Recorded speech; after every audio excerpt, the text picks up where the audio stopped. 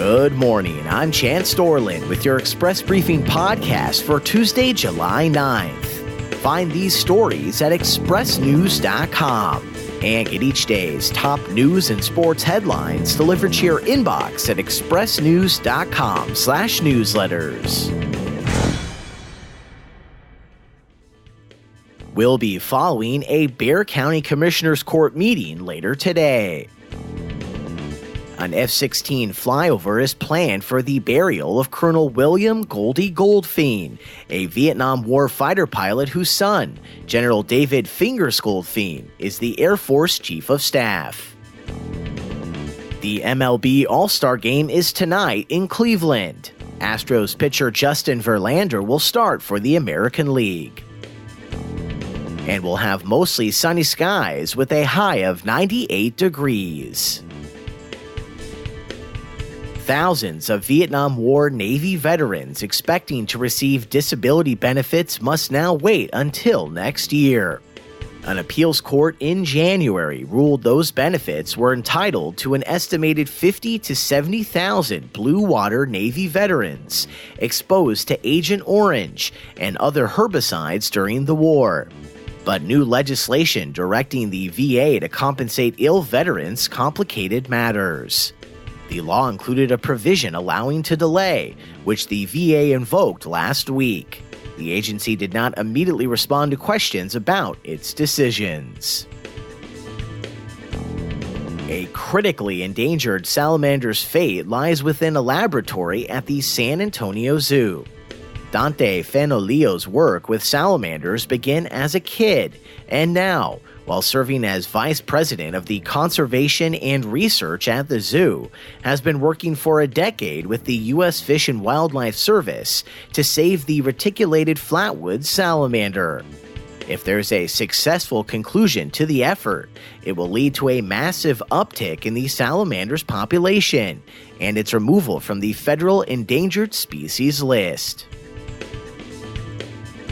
Victory Capital's new San Antonio headquarters will be in a space occupied by USAA.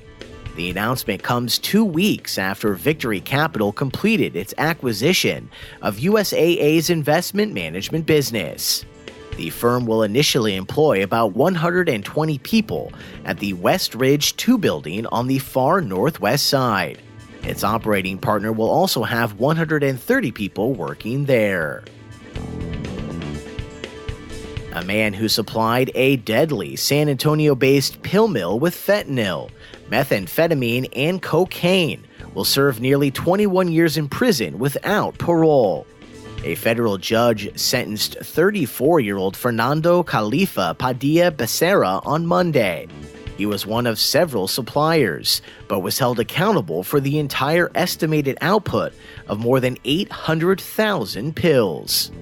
Pills linked to the ring killed a Marine in North Carolina. The leader of the ring, Alaa Muhammad Alawi, pleaded guilty last month and faces 30 years in prison.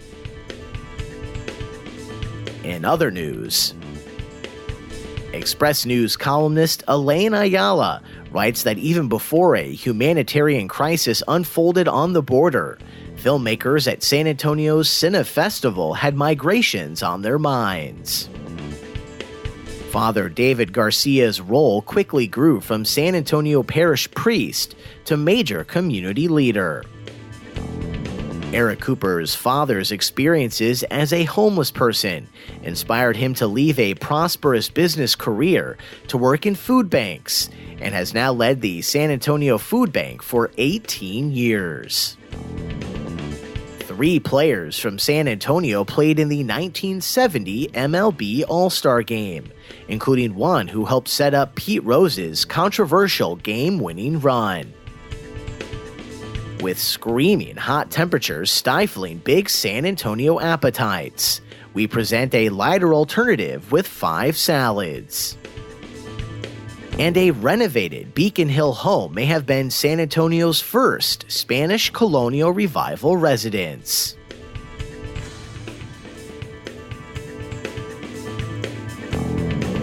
And that's your daily San Antonio Express briefing for Tuesday, July 9th. Find these and other stories at expressnews.com.